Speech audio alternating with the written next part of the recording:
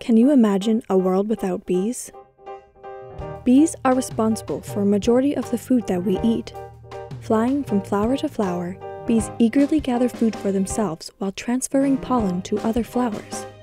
After receiving pollen from the bee, the flower is pollinated, allowing for fruit and seeds to be produced. Unfortunately, their habitat and food sources are disappearing at an alarming rate. Together, we can do our part and offer them a variety of healthy food choices throughout the gardening season. Plant flowering trees, shrubs, and flowers in your garden to keep the bees fed and coming back.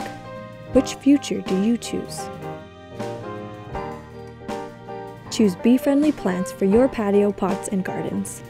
For a list of bee-friendly plants in BC, visit PlantSomethingBC.CA. Use the website search tools to locate garden centers and landscape professionals to connect you with the best plants for your area.